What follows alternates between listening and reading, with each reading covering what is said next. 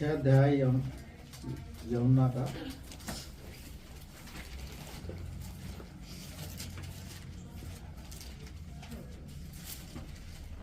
मिल गया। 25 और 26 किट्टू पढ़ेगी। उसके पीछे कौन है? किसान। 2 वो पढ़ेगा और 2 ममता पढ़ेगी और 2 पीछे बैठे हैं, 2 वो पढ़ेंगे। 2 पढ़ेंगे सब पर, ठीक है। 25-26 पढ़ो। झील के पास जब वह उससे मिले तो कहा, हे रब्बी, तू यहाँ कब आया? यीशु ने उन्हें उत्तर दिया, मैं तुम्हें से सच सच कहता हूँ, तुम मुझे इसलिए नहीं ढूंढते हो कि तुमने आश्चर्य कर्म देखे, परंतु इसलिए कि तुम रोटियों खाकर तृप्त हुए। चलिए, क्या नाम है? जीशान। जल्दी पढ़ो। 27-28 पढ़ो। जोर से प्रार्थना का भजन के लिए जो जीवन का उद्धार है, जैसे मनुष्य का पवित्र तुम्हें देगा, क्योंकि पिता परमेश्वर उनकी पर छाप लिया। 28 उन्होंने उसकी कहा, परमेश्वर के कार्य करने के लिए हम क्या करें? ममता 29-30। उसने उन्हें उत्तर दिया, परमेश्वर का कार्य यह है कि तुम उस पर जिसे उसने भेजा है विश्वास करो। तब उन्होंने उससे कहा, फिर तू कौन सा चिन्ह दिखाता है कि हम उसे देखकर तेरा विश्वास करें? तू कौन सा काम दिखाता है? चलो रितु 31-32। हमारे बाप दादाओं ने जंगल में मन्ना खाया, जैसा लिखा है, उसने उन्हें खाने के लिए स्वर्ग से रोटी दी। यीशु ने उनसे कहा, मैं तुमसे सच सच कहता हूँ कि मूसा ने तुम्हें वह रोटी स्वर्ग से न दी, परंतु मेरे पिता तुम्हें सच्ची रोटी स्वर्ग से देता है। स्वाति 33-34। क्योंकि परमेश्वर की रोटी वही है जो स्वर्ग से उतरकर जगत को जीवन देती है। तब उन्होंने उससे कहा, हे प्रभु, यह रोटी हमें स्वर्ग दिया। चलो रेखा बहन। यीशु ने उनसे कहा, जीवन की रोटी मैं हूँ। जो मेरे पास आता है वह कभी भूखा ना होगा, और जो मुझ पर विश्वास करता है वह कभी प्यासा ना होगा। चलो कोमल 36-37।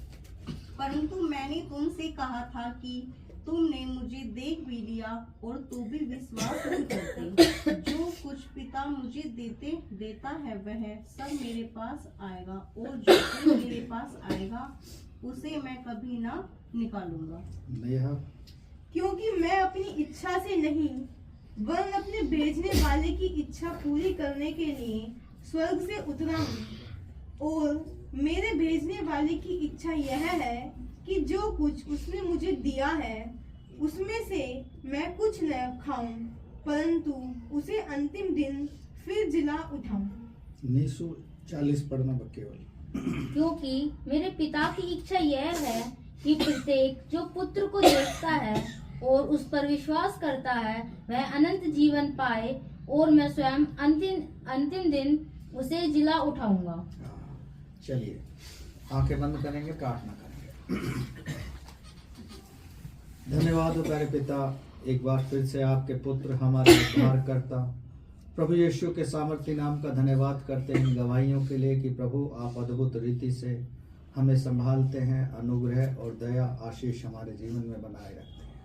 हर पल हर क्षण आपकी दया के लिए धन्यवाद करते हुए अब तक आपने इस आराधना का संचालन किया है। प्रभु आपका पवित्र आत्मा और आपकी उपस्थिति के लिए धन्यवाद करते हैं पिता। आपका पवित्र आत्मा हमारे सहायता है, धन्यवाद करते हैं। इस वचन को जब सीखना चाहते हैं तो सहायता कर, यहाँ बैठे हरेक के बुद्धि और ज्ञान को खोल, अपनी आत्मा से भर प्यारे प्रभु, तेरे आत्मिक भोजन को ये खा सके प्रभु, और ये इनके जीवन में कार्यान्वित हो सके। क्योंकि आप ही हैं जो दया कर सकते हैं, आप ही हैं जो अनुग्रह करेंगे। प्रभु आपने सबको चुना है प्यारे प्रभु, आप दया करें।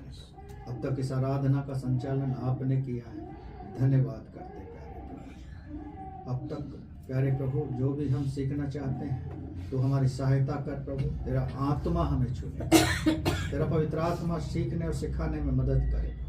अब तक आपने संभाला है, आगे भी आप ही संभालें। प्रार्थना को सुना है, धन्यवाद करते हैं, यीशु के नाम से मांगते हैं, आमीन। सबने पढ़ा कि क्या है, 3 चीजें हमें सिखा रहा है। लोगों ने उसे देखा लेकिन विश्वास नहीं किया। उसने कहा तुम मुझे इसलिए ढूंढते हो क्योंकि मैं तुम्हें भोजन से तृप्त करता हूं। और 35 हम पढ़ते हैं कि जीवन की रोटी, I am the bread of life, वो हमारे जीवन की रोटी है।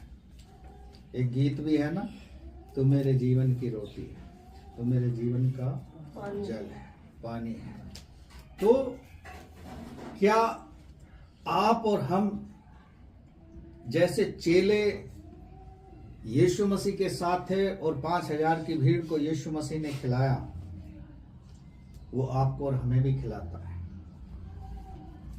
क्या आप और हम उसे इसलिए ढूंढते हैं या इसलिए खोजते हैं कि वो हमें भोजन खिलाए, या इसलिए खोजते हैं जो हम 40 पद में पढ़ते हैं, एक बार पढ़ें। क्योंकि मेरे पिता की इच्छा यह है कि जो कोई पुत्र को देखे और उस पर विश्वास करे वह अनंत जीवन पाए। हाँ, जो कोई पुत्र को देखे उस पर विश्वास करे वो अनंत जीवन पाए। आज के युग में हम देख रहे हैं जितने बिब्लिकल आराधनालय हो रहे हैं उसमें मोस्टली जो है लोगों का ध्यान केंद्रित किया गया है चंगाई पर, और चंगाई के नाम से भीड़ इकट्ठी हो रही है। लेकिन क्या वो सब लोग अनंत जीवन के वारिस हैं, या वो उस जीवन की रोटी की भूख रखते हैं जो यीशु मसीह हमें देता है? क्या उन्हें विश्वास है कि यदि हम इसके बगैर रह सकते हैं? शारीरिक भोजन को तो हम रोज करते हैं, क्योंकि आज भी बहुत से लोग नाश्ता करके आए होंगे, लेकिन जो स्पिरिचुअल ब्रेड है, जो स्पिरिचुअल डाइट है, क्या हम उसे खा के आए हैं? आज का जो वचन हम जो रोज डे बाय डे हम पढ़ते हैं, क्या उसे हमने पढ़ा है? हमारे जीवन में आत्मिकता का तभी महत्व है जब हम डे बाय डे उसमें अंश अंश करके बदल रहे हैं। यदि हम नहीं बदल रहे हैं तो फिर हम उस भीड़ के समान हैं जो यीशु मसीह को ढूंढ रही थी, भोजन के लिए, शारीरिक चंगाई के लिए और अपने बेनिफिट्स के लिए। लेकिन हम जानते हैं कि लोग बिना विश्वास के चंगाई नहीं पा सकते। और विश्वास उनका किस प्रकार का है? यदि कोई भी रोगी है, उसे विश्वास है तो परमेश्वर उसे एक पल में चंगाई दे देता है। यदि उसके मन में डाउट है तो वो लहरों के समान है, मैं चंगा होऊंगा या नहीं होऊंगा। 38 वर्ष का रोगी है, यीशु मसीह जाता है, कहता क्या तू चंगा होना चाहता है? वो व्यक्ति उसे पहचानता नहीं है कि कौन है। यूहन्ना और पतरस मंदिर में जा रहे हैं, वो जन्म का लंगड़ा भिखारी नहीं जानता ये लोग कौन है। वो भी उसे चंगाई देना चाहते हैं, लेकिन वो भिखारी तो उनसे कुछ पाने की आशा रख रहा था। उसे ये आशा नहीं थी कि जो मैं यहाँ बैठा रहता हूँ, मांगता रहता हूँ, उससे छुटकारा पा जाऊं। लेकिन परमेश्वर की योजना थी कि मैं उसे छुटकारा दूं और अपने लिए इस्तेमाल करूं। लेकिन क्या हमारी इच्छा है कि परमेश्वर हमें हमारी बुराइयों से, हमारी पाप की जिंदगी से छुटकारा दे और मुझे इस्तेमाल करे। इसलिए वो कह रहा है, लोगों ने मुझे देखा, परखा, पर विश्वास नहीं किया। लेकिन उसके पिता की इच्छा ये थी कि लोग उसे देखें और उस पर विश्वास करें तो अनंत जीवन उन्हें मिलेगा। हम कुरिन्थियों के 11 अध्याय में पढ़ते हैं, ये मेरी देह रूपी रोटी है जो मैं इसे तुम्हारे लिए रख देता हूं। जब लॉर्ड सफर में हम सम्मिलित होते हैं तो उसकी देह रूपी रोटी खाते हैं। पुराने नियम में हम देखते हैं, जब मूसा और हारून ये लोग इजराइलियों को निकाल कर लेकर जा रहे थे तो वो मन्ना परमेश्वर ने स्वर्ग का भोजन जो स्वर्गदूतों को मिलता है इजराइलियों को दे दिया। लेकिन क्या इजराइली उससे संतुष्ट हुए? वो उससे संतुष्ट नहीं हुए, वो फिर भी कुड़कुड़ाते रहे। आज मनुष्य भी ऐसा ही है, उसकी इच्छाएं, अपेक्षाएं पूरी होती रहती हैं, लेकिन वो फिर भी कुड़कुड़ाता रहता है, क्योंकि उसके अंदर जो उसका अंश अंश करके बदलना है वो प्रक्रिया नहीं चल रही, रुक गई है, वो रुक गई है। कितने लोग हैं जो आज वचन को पढ़ के आए हैं? कम लोग हैं। यानी हम उसको भी सीरियस नहीं ले रहे। हमारे जीवन में कैसे काम करेगा? परमेश्वर कैसे आपको बताएगा कि मैं आपसे ये चाहता हूं? आप यसा नबी की पुस्तक पढ़ेंगे, लिखा है कि जब हिजकिया के पास यसा प्रॉफिट को भेजा परमेश्वर ने कि जाकर कह दे, संदेश दे दे उसे कि जो कुछ तुझे अपने परिवार के प्रति जिम्मेदारी पूरी करनी है कर ले, क्योंकि परमेश्वर तेरे प्राण लेने पर है। हिजकिया को पश्चाताप हो गया, जबकि उसने कोई गलती नहीं की थी, लेकिन परमेश्वर उसे उस प्रोसीजर से लेकर गया। उसने पश्चाताप किया। यसा उसके आंगन में ही था, बाहर नहीं निकला था संदेश देके, और वो वापस लौटा। परमेश्वर ने कहा, मैंने इसके आंसू देखे हैं। क्या परमेश्वर आपके और हमारे लिए कह सकता है कि मैंने आपके आंसू देखे? भजन संहिता में राजा दाऊद लिखता है कि वो हमारे आंसुओं को कुप्पी में रखता है। यानी आंसू हम यहाँ पृथ्वी पर बहा रहे हैं और परमेश्वर ने वो स्वर्ग में इकट्ठे कर रखा है, और हम क्या है, पृथ्वी पर धन इकट्ठा कर रहे हैं। उस ब्रेड को नहीं खा रहे हैं और सांसारिक ब्रेड खूब खा रहे हैं। अच्छा चिकना चिकना भोजन खा रहे हैं, अच्छा कुछ खा रहे हैं, लेकिन परमेश्वर क्या चाहता है? कभी हम पूछते हैं कि परमेश्वर, मैं तेरे पास आया हूं, तू मुझे क्यों बुलाया, तू क्या चाहता है? लेकिन हम कभी नहीं चाहते। परमेश्वर ने यिर्मयाह को बुलाया, यशा को बुलाया, ये लोगों ने बहाना लिया। आपको और हमें भी बुलाया, और महान आदेश के अनुसार हम सबको रिस्पॉन्सिबिलिटी परमेश्वर ने दी है, लेकिन हम उस ब्रेड का इस्तेमाल नहीं करते। बहुत सारे भाई बहनों के परिवारों में जब मैं जाता हूं, देखता हूं कि ताजी ब्रेड खाना पसंद करते हैं। रोटी हो, चपाती हो या ब्रेड हो, जरा सा भी उसमें महक होगी तो वो उसे नहीं खाएंगे। लेकिन जो हमारा आत्मिक भोजन है, यीशु ने जो हमें दिया है, उसमें कितनी वो होगी जिसकी हम रोज की रोज खा नहीं रहे हैं, उसको छोड़ रहे हैं। इट मीन्स कि हमारा मन परमेश्वर की ओर नहीं लगा। राजा दाऊद कहता है, भजन संहिता 25 के 1 पद को पढ़ें, क्या कहता है? 25 का 1, भजन संहिता 25 का 1 पढ़ें। हे यहोवा, मैं अपने मन को तेरी ओर उठाता हूँ। हे मेरे परमेश्वर, मैंने तुझी पर भरोसा रखा है। हाँ, वो कह रहा है मैं अपने मन को तेरी ओर उठाता हूं और मैंने तुझ पर ही भरोसा रखा है। मेरा संसार के लोगों पर या संसार के उस पर विश्वास नहीं है, केवल आप पर भरोसा है। अभी हम शादी में गए थे, अचानक खबर किसी ने दी कि बम फट गया है। दिल्ली में तो बहुत भीड़ भाड़ एरिया है, जिधर हम गए थे उधर भी बहुत भीड़ भाड़ एरिया है। तो चर्च में शादी हो रही थी, वो भी पूरा कंजेस्टेड एरिया है। तो मन में एक ही सवाल आता है कि क्या ऐसी जगह घटना हो गई तो? लेकिन यदि हमारा भरोसा परमेश्वर पर है तो परमेश्वर हमारी सुरक्षा करेगा। Hallelujah, hallelujah.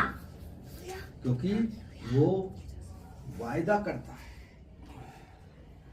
आप उसके वायदे पर विश्वास करो या ना करो, लेकिन वो आपके साथ उसी दिन से रहना शुरू कर देता है जब आपने उसे अपना जीवन सौंप दिया, उद्धारकर्ता उसे करके ग्रहण कर लिया। लेकिन क्या इतना काफी है कि अपना जीवन उसके हाथ में सौंप तो दिया, उसको उद्धार करता तो मान लिया, लेकिन उसको अपने जीवन की गाड़ी चलाने के लिए नहीं दे रहे, अपने आप से संचालन कर रहे हैं। यदि आप वचन को सुनेंगे, सुनकर चले जाएंगे, तो कभी वचन आपके जीवन में काम नहीं करेगा। लिख लो इस बात को, रिपीट नहीं करोगे, नहीं करेगा। जब यीशु मसीह संसार में था और वो लोगों को चंगाई देता था, लोग उसे ढूंढते थे, भीड़ के साथ वो रहता था। भीड़ भी 3 प्रकार की चलती थी। आज भी जगह जगह इतने बड़े बड़े क्रूसेड होते हैं, वहां भी 3 प्रकार की भीड़ होती है। वहां भी 3 प्रकार की भीड़ है, और आज भी 3 प्रकार की भीड़ उस समय में थी और आज के समय में भी है। हमें अपने जीवन को बदलना होगा। चलिए सीखेंगे। यहां कह रहा है 35 को पढ़ें।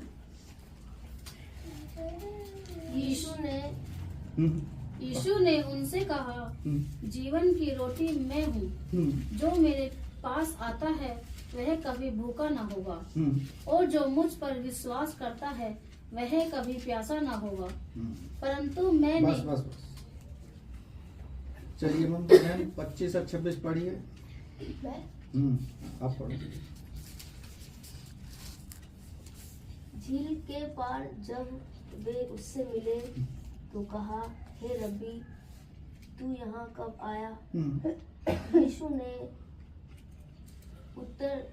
उन्हें उत्तर दिया, मैं तुमसे सच सच कहता हूँ, तुम मुझे इसलिए नहीं ढूंढते हो कि तुमने आश्चर्य कर्म देखे, परंतु इसलिए कि तुम रोटियां खाकर तृप्त हो। हाँ, यीशु मसीह ने भी भीड़ को स्पष्ट उत्तर दे दिया, जो हम 35 में पढ़ रहे हैं, कि वो कभी भूखा ना होगा। लेकिन यीशु मसीह कह रहा है, तुम मुझे इसलिए ढूंढ रहे हो कि क्योंकि मैंने तुम्हें भोजन कराया। बहुत सारे लोग कहते हैं वहां मीटिंग में हम जाते हैं और वहां अच्छा अच्छा भोजन मिलता है। क्या हम उस अच्छे भोजन के लिए जा रहे हैं, या उस आत्मिक भोजन के लिए जो हमें परमेश्वर ने दिया है? आप और हम जब ही तो सीखेंगे जब उसे कोशिश करेंगे। यदि कोशिश नहीं करेंगे तो परमेश्वर का वचन आपके जीवन में ऐसे ही पड़ा रहेगा। वो जीवित कैसे होगा? उसको जीवित करना पड़ेगा। परमेश्वर चाहता है कि हम घुटने टेक दें और उससे बात करें, लेकिन हम घुटने नहीं टेकते। यशा नबी की पुस्तक आप पढ़ोगे, लिखा है, अपने निर्बल घुटनों को मजबूत करो। यानी हमारे घुटने निर्बल हैं, हम दुआ नहीं करते।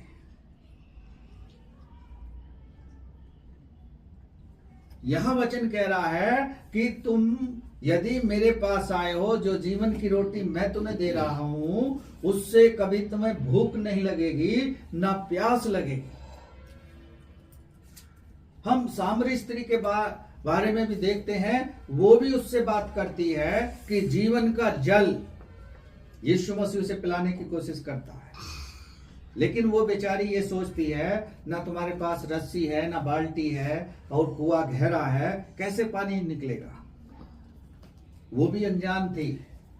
आप और हम जानबूझ के अनजान बने हुए।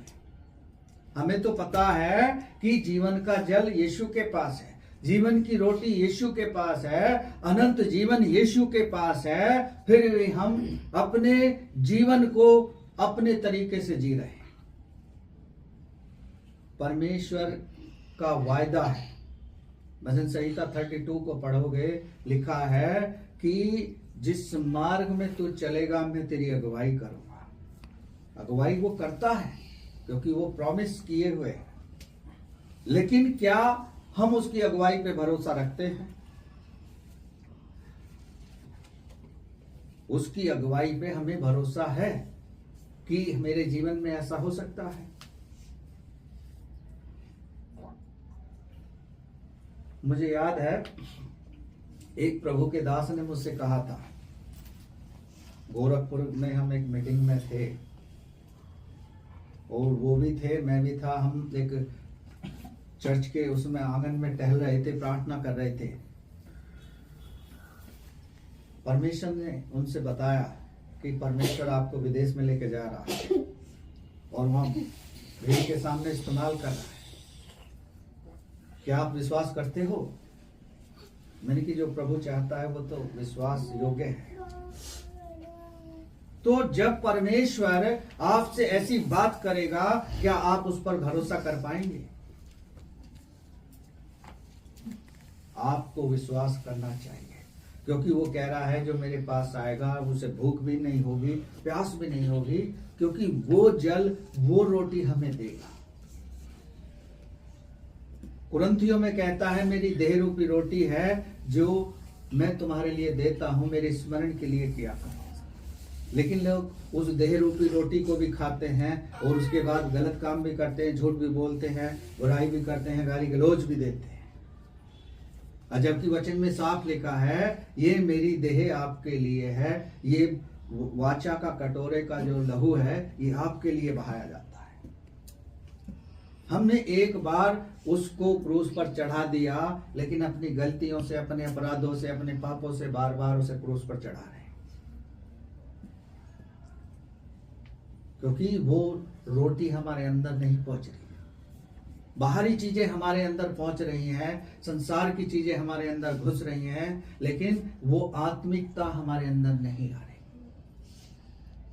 क्योंकि हम प्रार्थना नहीं करते। 10 मिनट, 15 मिनट, 20 मिनट, इससे ज्यादा नहीं करते। आप प्रार्थना करो, परमेश्वर आपको वो जीवन के रहस्य बताएगा जिन्हें आप नहीं जानते हो, ना पहचानते हो। पढ़े यिर्मयाह 33 अध्याय के 3 पद को, क्या कहता है परमेश्वर का वचन? यिर्मयाह 33 का 3। मुझसे प्रार्थना कर, हाँ, यहाँ लिखा है, मुझसे प्रार्थना कर और मैं तेरी सुनकर तुझे बड़ी बड़ी और कठिन बातें बताऊंगा। हाँ, बड़ी बड़ी बातें और कठिन बातें परमेश्वर हमें बताएगा, जिन्हें तू अभी नहीं समझता। जिन्हें तू अभी नहीं समझता। आप और हम नहीं समझ रहे कि परमेश्वर हमें बड़ी बड़ी बातें बताना चाहता है, कठिन बातें समझाना चाहता है, लेकिन जब तक हम उसके पास नहीं जाएंगे तो कैसे समझाएगा, उस रहस्य को कैसे सुलझाएगा जो हमारे जीवन में रहस्य बन गया है। हम प्रार्थना कर रहे हैं, वचन को पढ़ रहे हैं, मेहनत कर रहे हैं, सब कुछ कर रहे हैं, लेकिन हमें कोई फल नहीं दिख रहा, क्योंकि हमारे अंदर उस आत्मिक भोजन की कमी है, उस स्पिरिचुअल प्रार्थना की कमी है। केवल हम उन चेलों की तरह शारीरिक भोजन के लिए ढूंढ रहे हैं यीशु मसीह को। कल जब हम रास्ते में आ रहे थे तो कोई बीमार होगा, ये उनसे बात कर रही हैं, एक साधु भी था जो उन्हें मेडिसिन दे रहा था कि इसको खा लो, इससे ठीक हो जाओगे। इनको अगुवाई किया, इन्होंने कहा मैं इसे ऐसा कह दूं, मैंने बोल दो, और उसको वचन दे भी दिया। अब परमेश्वर का काम है, वचन बता दिया, उसको पढ़कर ही वो चंगाई पा जाएंगे। क्योंकि बहुत से लोगों को मैंने देखा है, जब परमेश्वर के वचन को पढ़ते हैं, पढ़ते पढ़ते उन्हें चंगाई मिल जाती है। एक गवाही मैं आपको बताता हूँ, एक विकलांग व्यक्ति है, एक व्हील चेयर पे बैठा है, और उसने सुना कि वहाँ बड़ी सभा हो रही है और उसकी सभा में हर कोई चंगाई पा जाता है। वो भी बड़े विश्वास के साथ आशा लेकर वहां गया, लेकिन उसे चंगाई नहीं मिली। वो लौट आया। जब वो लौट आया तो उसने सोचा कि क्या होगा, कैसे चंगाई मिलेगी। अचानक परमेश्वर का आत्मा उसके जीवन में कार्य करता है। उसके घर के लोग चले जाते हैं किसी फंक्शन में, और वो बेचारा अकेला घर पे रह जाता है। थोड़ा सा आगे बढ़ जाए, ये बाइक आगे। तो वो अकेला रह जाता है और उसको व्हील चेयर पे बैठा है, उसके पास पानी नहीं है। जो शारीरिक वाटर था उसे वो पीना चाहता था क्योंकि प्यास लग रही थी। एक आवाज उसके कान में आती है, खड़ा हो जा। जैसे हम यशा नबी की पुस्तक में पढ़ते हैं ना, उठ प्रकाशमान हो। वचन की आवाज उसके कान में उठ पड़ती है और वो धीरे धीरे कोशिश करता है और वो व्हील चेयर छोड़ के चलने लगता है। हालेलुया। क्योंकि वो परमेश्वर के वचन को पढ़ रहा है। उसने उस बात पर कान नहीं लगाया कि चंगाई वहां जाकर मिलेगी। चंगाई उसको वचन के द्वारा मिली। हालेलुया। हालेलुया। क्योंकि वचन में लिखा है, तुम मेरे वचन के कारण शुद्ध हो। जब हम किसी के घर में भोजन करें तो वचन के द्वारा या प्रार्थना के द्वारा वो शुद्ध हो जाता है, शुद्ध हो जाता है। जब हम प्रार्थना करते हैं, बहुत से लोग ऐसे हैं, ओ जल्दी जल्दी में जल्दी से एकदम खाना शुरू कर देते हैं, फिर बाद में खाने के बाद कहते हैं अरे प्रार्थना तो भूल ही गया। क्यों? क्योंकि देखा अच्छा पसंद का खाना है, जल्दी से खाना शुरू कर दो। तो पास्टर के पास फिर कोई उत्तर नहीं होगा। उसने लाजर वाली कहानी में भी कहता है, वो मेरे भाई हैं पृथ्वी पर, उनके पास किसी को भेज दे कि वो ऐसी गलत जगह में, गंदी जगह में ना आए जिस पीड़ा में मैं पड़ा। लेकिन परमेश्वर क्या उत्तर देता है? उनके पास भविष्यवक्ताओं की पुस्तकें हैं। हालेलुया। हालेलुया। हमारे और आपके पास भी पहुंचा हुआ परमेश्वर का वचन है, लेकिन यीशु को हम नहीं पहचानते। उससे हम मिल लिए हैं, उससे हमने रिश्ता बना लिया है और वो इंतजार कर रहा है। चलिए आगे चलेंगे।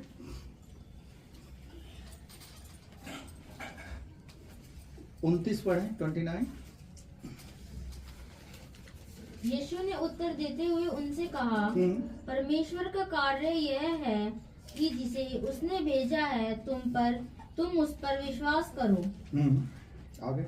इसलिए उन्होंने उससे कहा, तो फिर कौन सा चिन्ह तू दिखाता है कि हम उसे देखकर तुझ पर विश्वास करें? तू कौन सा कार्य करता है? हमारे पूर्वजों ने जंगल में मन्ना खाया, जैसा लिखा है, उसने उन्हें खाने के लिए स्वर्ग से रोटी दी। इसलिए यीशु ने उनसे कहा, मैं तुमसे सच सच कहता हूँ, मूसा ने तुम्हें वह रोटी स्वर्ग से नहीं दी, परंतु वह मेरा पिता है जो स्वर्ग से तुम्हें सच्ची रोटी देता है। हाँ, वो मेरा पिता ही है जो तुम्हें स्वर्ग से, स्वर्गदूतों का भोजन, जो सच्चाई का भोजन है, वो तुम्हें देता है। यदि हमने सच्चाई को जान लिया है और फिर भी अंधकार में पड़े हैं, तो फिर परमेश्वर की या सिखाने वाले की गलती नहीं है, क्योंकि सिखाने वाला सिखा रहा, अंधकार से बाहर आ जाओ, अंधकार से बाहर आ जाओ। लेकिन लोग बाहर नहीं आते। और परमेश्वर का वचन साफ बोलता है, यदि आपको और हमको अनंत जीवन में प्रवेश करना है तो आत्मिक रूप से मजबूत होना जरूरी है। दुष्टता की ताकत आपको छू नहीं पाएगी यदि वचन की सामर्थ्य आपके पास हो। इस वचन की सामर्थ्य से शैतान भी डरता है।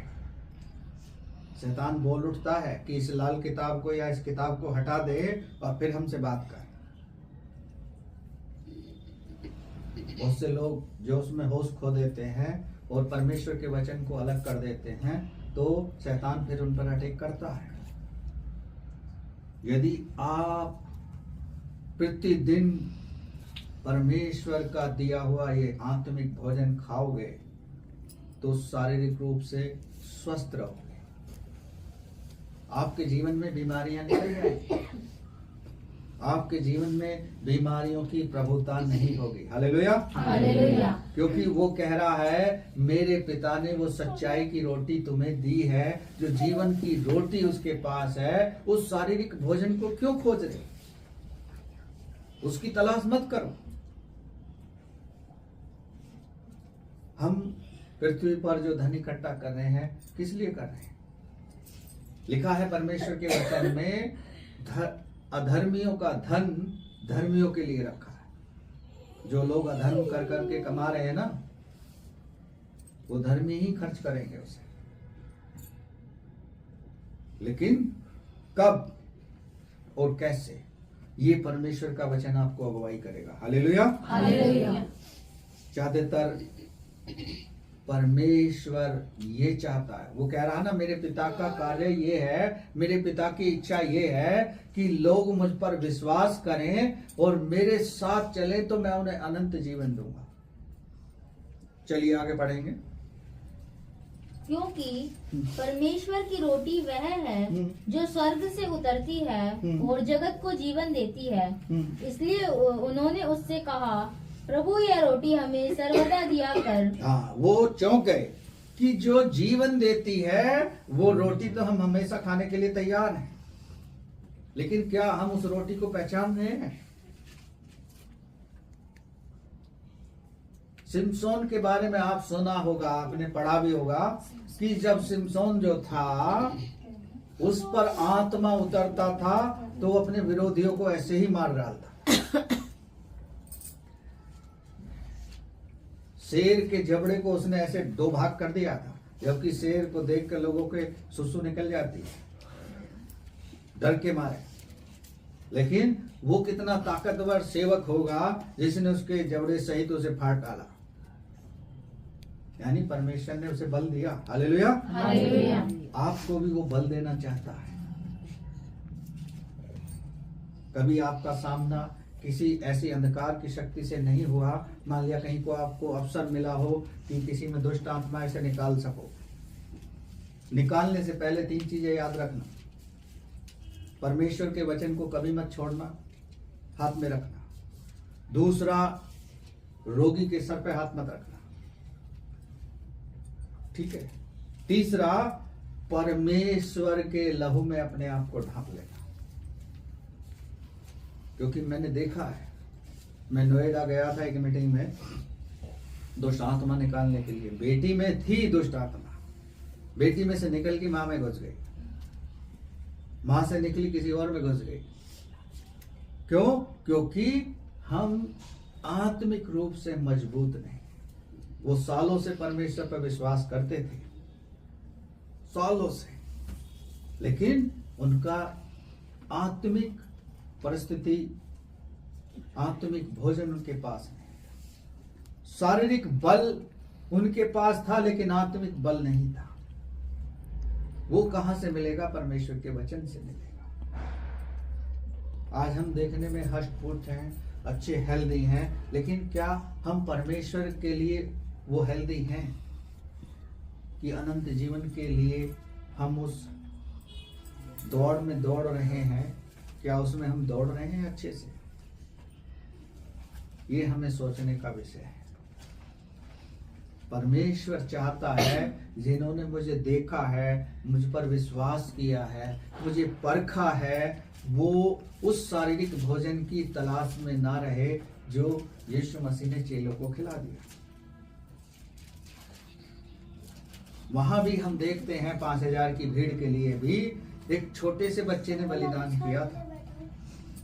छोटे से बच्चे ने, हो सकता है उस 5000 की या 10,000 की भीड़ में बहुत सारे लोग खाना लेके आए हों, क्योंकि पहले लोग खाना लेके चलते थे, लेकिन किसी ने नहीं दिया, छुपा के रखा।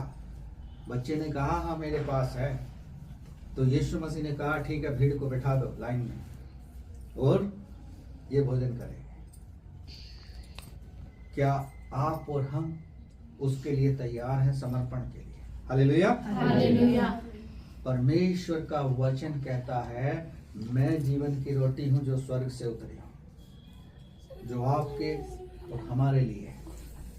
उस रोटी को हम छोड़ दे रहे हैं और बाकी रोटी को खा ले रहे हैं जो शारीरिक है। हाँ, दोनों स्पिरिचुअल खुराक आप लेके चलो। सुबह को नाश्ता किया है तो परमेश्वर के वचन का भी नाश्ता कर लो, इसे भी पढ़ लो। यदि नहीं ये पढ़ोगे, उसे ही खाए जाओगे, तो फिर खा खा के क्या फायदा होगा? वचन तो हमें है नहीं। फिर ऐसा होगा कि क्रिसमस आ रहा है, कोई पूछेगा हाँ भाई क्यों मनाते हो? मुझे नहीं पता, देख लूंगा, पढ़ के बता दूंगा। कभी आ जाना मेरे पास समय निकाल के। भाई उसे क्यों तंग कर रहे हो? अभी बता दो, तुम्हें परमेश्वर ने मौका दे दिया, तुमने उस मौके को छोड़ दिया। ठीक है भैया, घर पे आना। वो कहेगा यार तुम्हें पता नहीं है इसका, क्योंकि 2-3 लाइन में खट से बता दो उसे। लेकिन तभी तो बताएंगे जब हमसे कोई पूछेगा या हमें पता होगा। फिर तो वही है कि हर साल कहेंगे आया है, यीशु आया है, और जनवरी के बाद चला भी जाएगा और हम रह जाएंगे मौज मस्ती करते हुए, नाचते कूदते गाते। यीशु आकर चला जाएगा। वो प्रकाशित वाक्य 3:20 में कहता है, देख मैं द्वार पर खड़ा हुआ खटखटाता हूं। वो खटखटा रहा है दरवाजे, लेकिन हम सुन नहीं रहे। बैल की आवाज तो आ रही है हमें, जैसे अक्सर लोग दरवाजा खटखटाते हैं ना, घर में कहते हैं बेटा देखो जरा बाहर कौन है, कोई मांगने वाला होगा। लेकिन परमेश्वर खटखटा रहा है। हमने अपने हृदय के द्वार को बंद कर रखा है, उसकी चाबी ताला लगा दिया है, चाबी को हमने फेंक दिया। छोड़ो भाई को, बार बार रोज जेब में रखने से, कैरी करने से हम परेशान हो गए। फेंक दो इसे, एक तरफ रख दो। बहुत से लोगों के घर में बाइबल है लेकिन पढ़ते नहीं है। इसी शादी में एक भाई से मुलाकात हुई, हमने कहा कि जब आपकी शादी हुई थी, आप यहाँ आए थे हमारे, तो हमने आपको परमेश्वर का वचन गिफ्ट किया था, आपने क्यों नहीं पढ़ा? क्योंकि वो मेरे लायक नहीं है। ऐसा नहीं है, जब परमेश्वर का वचन वहां पहुंचा है तो वो लायक बनेगा। Hallelujah, hallelujah. क्योंकि किसी को भी आप वचन सुना दोगे तो जरूरी नहीं है कि वो उसी समय फलवंत हो जाए, कार्य करके लौटेगा। हालेलुया। मैं बहुत सारे ऐसे लोगों को जानता हूं जिनको मैंने कभी रास्ते में सुनाया था और वो लोग बताते हैं हाँ जी मैं जा रहा हूं, भले ही हमारे पास नहीं आ रहा है लेकिन कहीं तो जा रहा है। Hallelujah, hallelujah. क्योंकि उसका जीवन बदल रहा है। हमें और आपको बदलना है तो जीवन की रोटी जो यीशु है और जो जीवन का जल यीशु है उसको पीना और खाना पड़ेगा। जो देह रोटी हम हर माह के पहले सप्ताह में खाते हैं वो हर रोज भी खानी है। लेकिन यदि हम नहीं बदले, बहुत से लोग तो उस लॉर्ड सफर में भी नहीं आना चाहते क्योंकि कष्ट ही नहीं देना चाहते, भरमार लगी हुई है, कमाए जाओ खाए जाओ, शरीर का तो भोजन है वो। जब यीशु मसीह कहेगा बेटा जब तू जल में खड़ा था तूने कहा था कि आज से मैं प्रभु तुझे जीवन देता हूं, तू ही मुझे संचालित करेगा। और बाद में कौन संचालन कर रहा? आप और हम देख रहे हैं। कौन कर रहा? हम खुद कर रहे हैं। यीशु मसीह कह रहा थम जा बेटा, आगे स्पीड ब्रेकर है। अरे छोड़ो, मुंह उठा के ऐसे जाए, धड़ा धड़ा धड़ा धड़ा। कोई अपना मिल गया, टिक टिक टिक, बाद में मिलेंगे, क्योंकि रेस लगा रहे। ये संसार की रेस खत्म नहीं होने की। फिर यीशु मसीह कहेगा अब बेटा तेरी रेस को बंद करने का समय आ चुका है, ये रेस बंद हो जाएगी थोड़ी देर में। तो ऐसा मौका परमेश्वर को मत दो। जो जीवन की रोटी आपको मिली है उसको डे बाय डे करके खाओ, और उसमें बदलाव अपने आप आ जाएगा। आप करके देखो 1 महीना प्रैक्टिकल, आपको पता लगेगा। आप पूछोगे कि हाँ ये चीज मैंने पढ़ी थी, ये है क्या, ये है क्या। एक भाई ने एक वचन पढ़ा कि एक व्यक्ति 2 स्वामियों की सेवा नहीं कर सकता। वो मुझसे कह रहा है जी इसका क्या मतलब है। मैंने कि इसका मतलब समझने के लिए आपको किसी नदी में प्रवेश करना पड़ेगा। कह रहा जी क्या मतलब। मैंने कि देखो 2 नाव बुक करना, एक में एक पैर रखना, एक में एक पैर रखना, और कहना मुझे उस पार लेके चल। कह रहा जी ये तो मैं बीच में ही डूब जाऊंगा, क्योंकि वो अपनी स्पीड से चलाएगा, वो अपनी स्पीड से चलाएगा। मैंने कि आज संसार के लोग ऐसे ही चल रहे, पता कुछ नहीं, जानते कुछ नहीं है, लेकिन सब कुछ कर रहे हैं, पता ही नहीं है कुछ। इसलिए लोग क्या करते हैं, फिर उसे ठट्टा में उड़ाते हैं। परमेश्वर का वचन ठट्टों में नहीं उड़ाएगा। हालेलुया। परमेश्वर का वचन वो 2-धारी तलवार है। इब्रानी की पुस्तक पढ़ना, वो जब छेदता है, कैसे छेदता है। अरे पास्टर जी ने तो मुझे ही पकड़ लिया, क्योंकि आज मैं बहुत दिन में चर्च गई थी ना, कहा कि अरे इसी कोई और हो। अरे पास्टर जी तो मुझसे चिढ़ते ही हैं, इसलिए ऐसा ही वचन बोलते हैं वो, कि जो मैं बड़ी मुश्किल से तो आज जाने का मन बनाया, अब नहीं जाने। तो क्योंकि वचन मैंने नहीं बोला, वो काम आपके अंदर ऐसा कर रहा है, इधर से भी छेद रहा, इधर से भी छेद रहा। तो हम क्या करेंगे, उस घाव को फिर भरेंगे कि हाँ पास्टर तो बहुत ही ऐसा हो गया है कि देखते ही मुझको कुछ ना कुछ बोलेगा जरूर। बहुत से लोग फिर बचने लगते हैं कि ठीक है पास्टर जी कहेंगे कि भाई हाँ भाई संडे में कहाँ थे, इसलिए बैठे रहो, धीरे धीरे देखते रहते हैं। और जैसे ही चर्च खत्म हुआ, ठीक है हम चले, क्योंकि सवाल से डर रहे हैं कि वो सवाल सामने ना आ जाए। बहुत सारी चर्चों में मैंने देखा कि पीछे बैठते हैं, बड़ी चर्चों में देखोगे आप पीछे बैठेंगे, कई पास्टर बुलाना ले आ गए। मुझे याद है कि हम एक गाजियाबाद में प्रोग्राम हो रहा था, अपनी फैमिली के साथ थे, तो वहाँ बड़े बड़े पास्टर आ रहे थे, प्रोग्राम क्रिसमस का था। तो मैंने इनसे कहा कि हम तो लोग पीछे बैठ जा रहे हैं, बड़े बड़े लोगों को आगे जगह दे दो। लेकिन एक पास्टर जो मेरे मित्र थे, उन्होंने पहचान लिया, अरे आप यहाँ बैठे हो फैमिली को लेके, इधर आ जाओ। वो पकड़ के ले गए।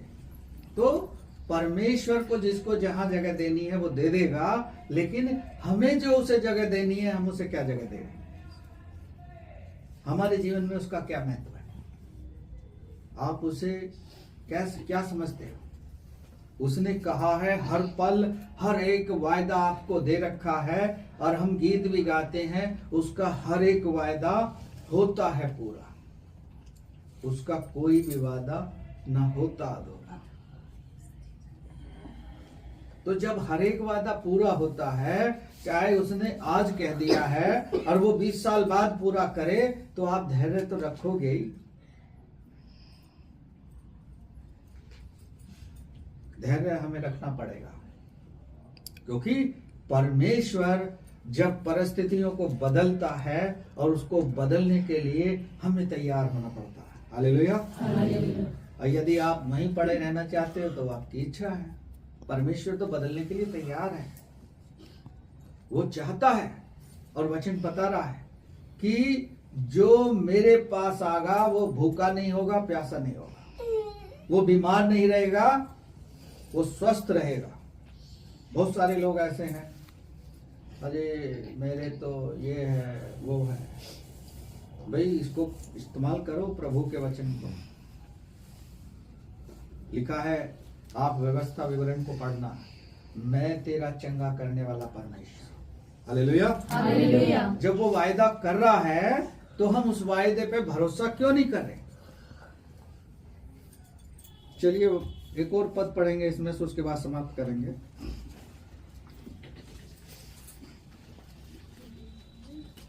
(38) से पढ़ेंगे, 39 को पढ़ेंगे। क्योंकि अपनी इच्छा नहीं वरन अपने भेजने वाले की इच्छा पूरी करने के लिए स्वर्ग से उतरा हूँ। हाँ, अपनी नहीं, भेजने वाले की इच्छा पूरी करने के लिए स्वर्ग से उतरा हूँ। ये कौन कह रहा है? यीशु मसीह कह रहा है। हाँ, और मेरे भेजने वाले की इच्छा यह है कि जो कुछ उसने मुझे दिया है उसमें से कुछ न खाऊं परंतु उसे अंतिम दिन फिर जिला उठाऊं। हाँ, जो हम खो देते हैं, जो हम छोड़ देते हैं, परमेश्वर उसे अंतिम दिन में पूरा कर देगा, क्योंकि परमेश्वर जानता है वो अपने भेजने वाले की इच्छा को पूरी करने के लिए संसार में आया और उसे पूरी करके गया। हमारी और आपकी क्या इच्छा है वो हमें पूरी करनी है, और वो कैसे पूरी होगी? हमारा जो टारगेट है, हमारा जो लक्ष्य है, वो अनंत जीवन पाने का है। आज यहाँ बैठे हैं, जब संसार को छोड़कर जाएंगे तो वहां एक साथ रहेंगे। बहुत सारे लोग कहते हैं ना, ये मर गया है, कुत्ता बन गया, बिल्ली बन गया, ये बन गया, वो बन गया। ऐसा नहीं है। एक ही बार मनुष्य का जन्म होता है और एक ही बार उसका न्याय होगा। उसकी आत्मा को परमेश्वर रखता है। आप पुराने नियम का अध्ययन करोगे, लिखा है कि जब अंतिम समय आएगा, चाहे संसार के लोग हों या परमेश्वर के लोग हों, वो सब जी उठेंगे। अब बहुत से लोग कहते हैं कि जी जला दिया है तो कैसे जी उठेगा, पानी में बहा दिया तो कैसे मिलेगा, दफना दिया है तो कैसे प्राप्त होगा? क्योंकि परमेश्वर आज्ञा देगा पानी को, जो तेरे पास है उसे लौटा दे। आग से कहेगा जो तेरे पास है उसे भी लौटा दे, और जो नीचे है उससे भी कहेगा वापस आ जा, और तब उनका न्याय होगा। Hallelujah, hallelujah. लेकिन अभी आपको और हमको उस न्याय की चिंता नहीं है। उसकी चिंता है ये मेरे बारे में क्या कह रहा था, क्या कह रही थी, बहुत इतराब है ये सब। इसकी चिंता है हमें, लेकिन उसकी चिंता नहीं है परमेश्वर क्या कहेगा। परमेश्वर तो यही कहेगा, बेटा ओ बेटी, बहुत समय दिया मैंने तुझे, अब बता क्या किया जाए, मार दिया जाए या छोड़ दिया जाए। इतने गुनाह करने के बाद भी कहेंगे मुझे तो छोड़ ही दो।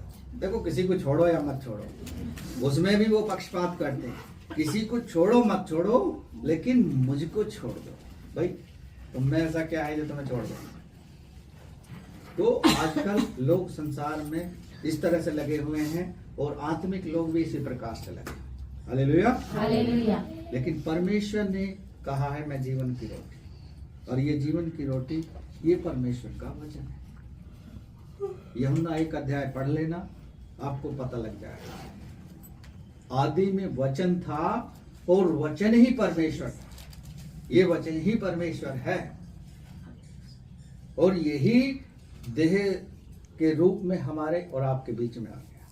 Hallelujah, hallelujah. इसलिए विश्वास करो और उस रोटी को रोज का रोज इस्तेमाल करो। Hallelujah, hallelujah. चलिए प्रभु का धन्यवाद हो।